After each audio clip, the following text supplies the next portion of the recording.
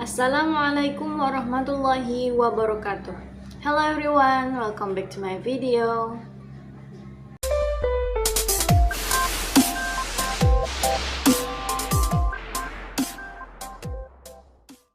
Saya Yani Anggraini dari kelas 3A, jurusan S1 Pendidikan Bahasa Inggris, Fakultas Ilmu Keguruan dan Pendidikan Universitas Riau Angkatan 2020.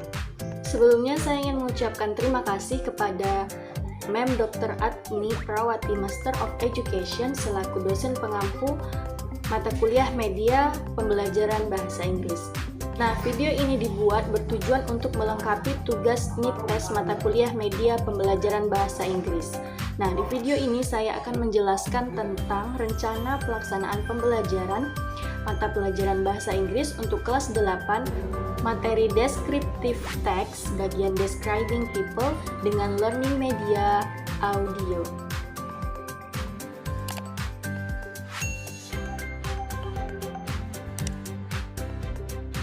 Nah, teman-teman, di dalam RPP ini terdapat beberapa bagian penting.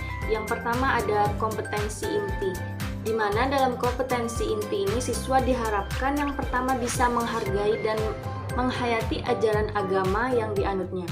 Kemudian yang kedua, siswa diharapkan dapat menghargai dan menghayati perilaku jujur, disiplin, tanggung jawab, peduli, toleransi, gotong royong, santun, percaya diri, dan berinteraksi secara aktif dan efektif dengan lingkungan sosial dan alam dalam jangkauan pergaulan dan keberadaannya. Kemudian yang ketiga, siswa diharapkan untuk mampu memahami dan menerapkan pengetahuan faktual, konseptual, dan prosedural berdasarkan rasa ingin tahunya tentang ilmu pengetahuan teknologi seni budaya terkait dengan fenomena dan kejadian yang kemudian yang terakhir, siswa diharapkan mampu mengolah, menyaji, dan menalar dalam ranah konkret menggunakan, mengurai atau merangkai, memodifikasi atau membuat, dan ranah abstrak yaitu menulis, membaca, menghitung, dan menggambar ataupun mengarang sesuai dengan yang dipelajari di sekolah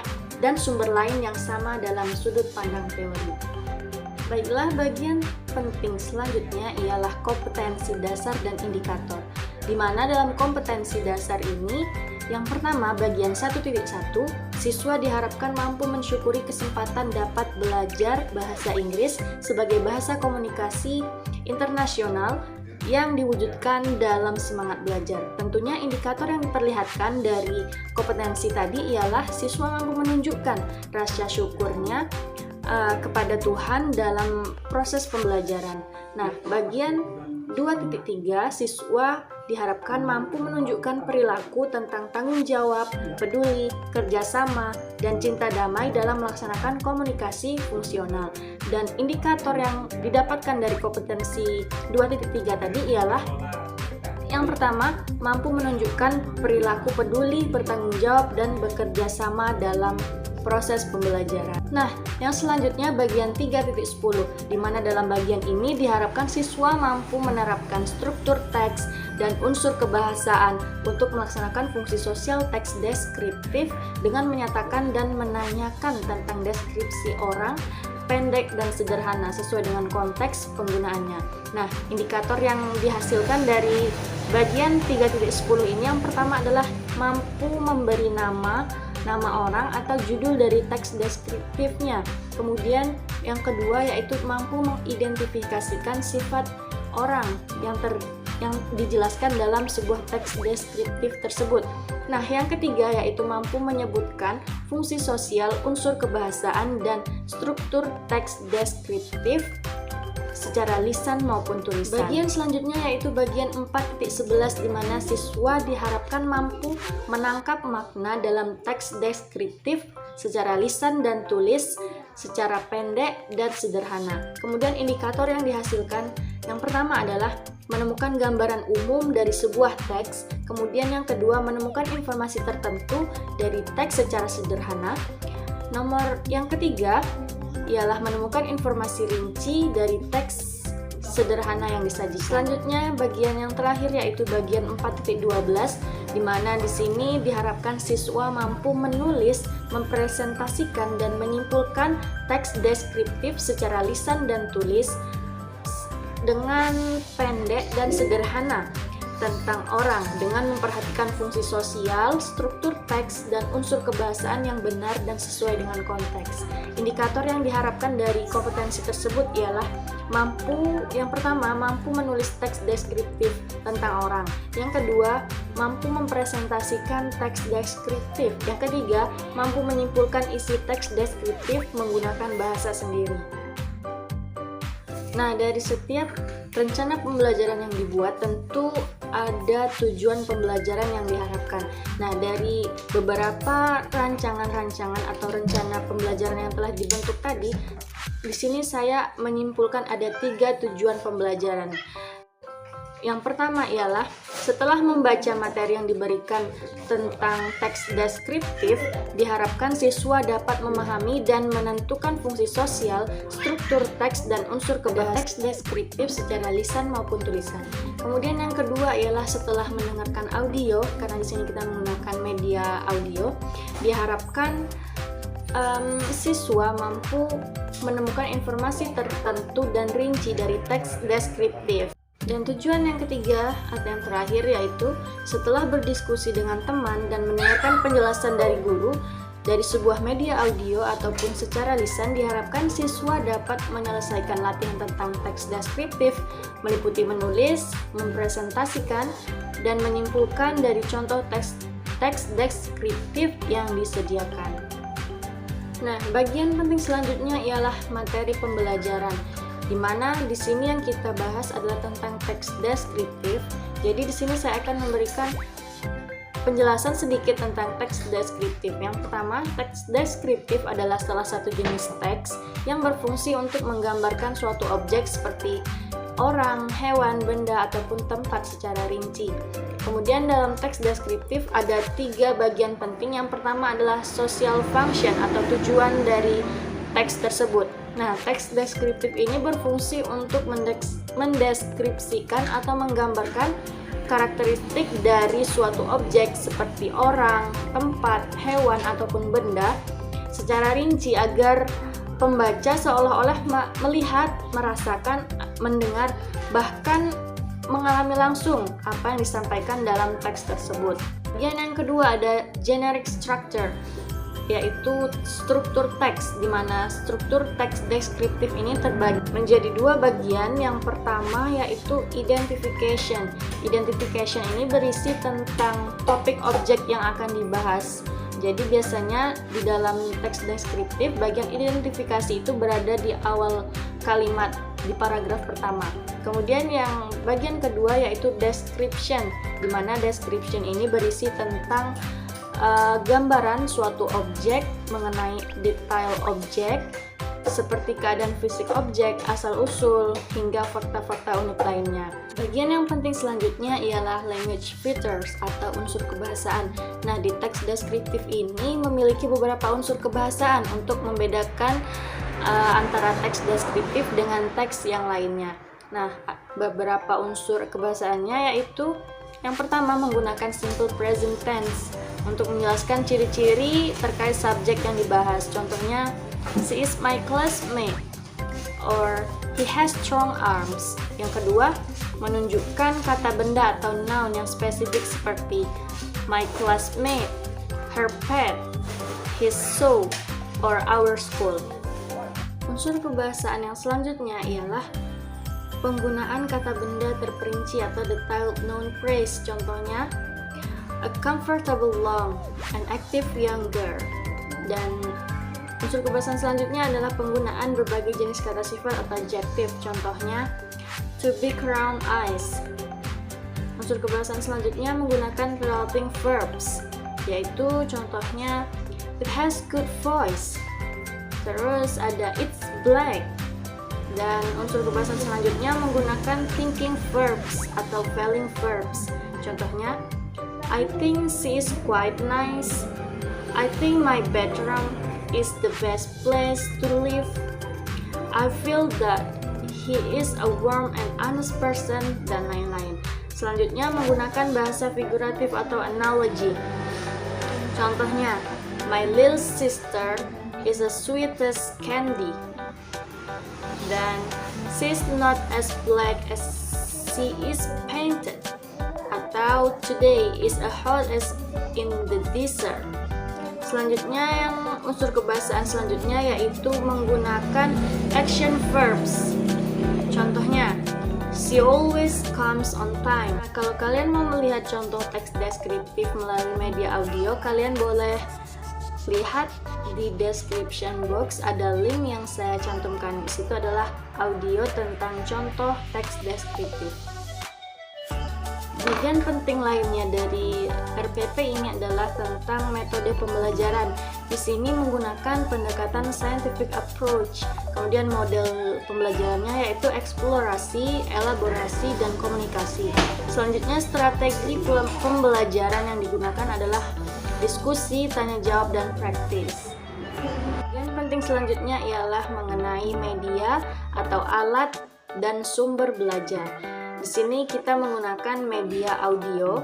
Alat dan bahan yang dibutuhkan yaitu gadget, laptop, speaker, earphone, MP3, DVD, CD, dan audio digital.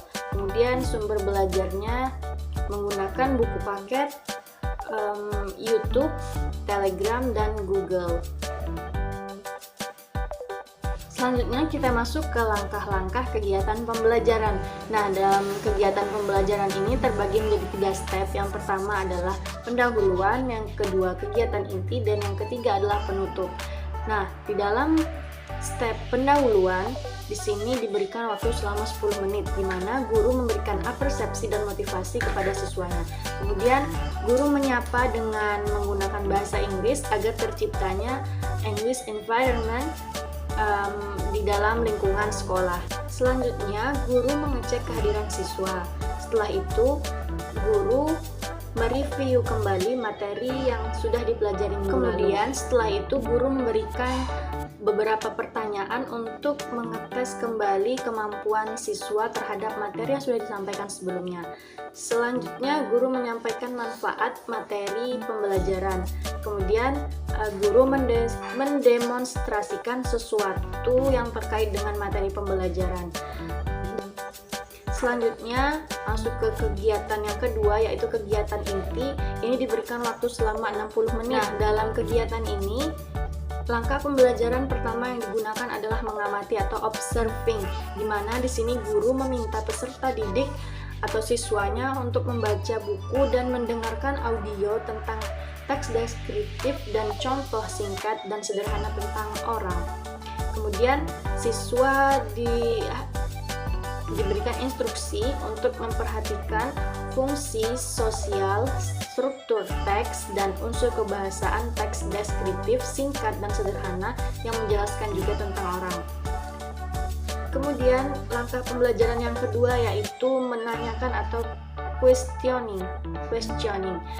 Di sini bisa kita gunakan metode tanya jawab, di mana guru memberikan arahan kepada siswa untuk menanyakan perbedaan antar berbagai teks atau kalimat teks deskriptif singkat dan sederhana yang menjelaskan tentang orang dalam berbagai konteks. Kemudian, langkah pembelajaran selanjutnya adalah mengeksplorasi, bereksperimen, atau mengumpulkan informasi.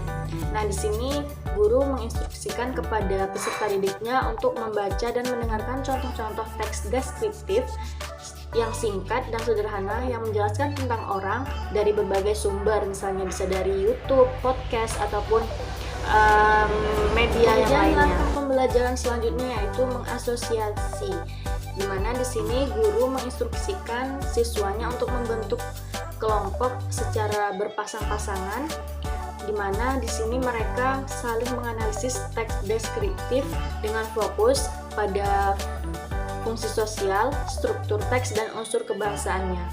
Dan langkah pembelajaran yang terakhir yang kita gunakan adalah mengkomunikasikan atau communicating or networking. Sini guru memberikan instruksi kepada peserta didiknya untuk mempraktekkan menulis contoh teks deskriptif tentang menjelaskan tentang orang dengan menggunakan bahasa sendiri, fokus pada fungsi struktur, unsur kebahasaan, dan struktur teksnya. Setelah itu, guru memberikan instruksi kembali agar siswanya mempresentasikan hasil kerjanya di depan kelas menggunakan bahasa sendiri, yang tadi terfokus pada sosial, struktur teks, dan unsur kebahasaan. Dan yang bagian terakhir adalah penutup. Di bagian penutup ini juga diberikan waktu selama 10 menit dan untuk mengakhiri proses pembelajaran pada hari itu.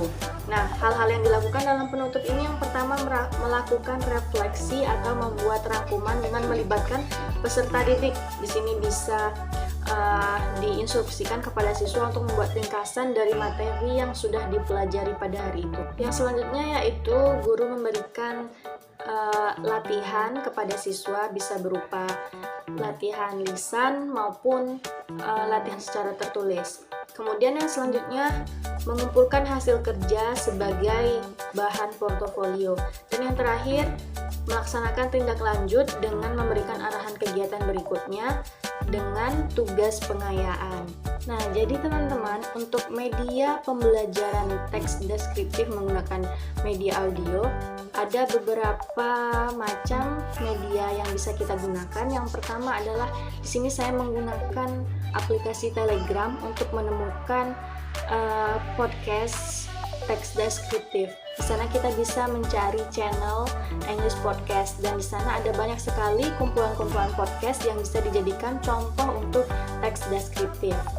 Kemudian ada juga media audio yang saya ciptakan sendiri, yaitu saya mencari teks deskriptif, kemudian saya record dan saya upload di Google Drive, dan dari link itu bisa diakses untuk semua orang yang ingin mendengarkan audio dari contoh teks deskriptif.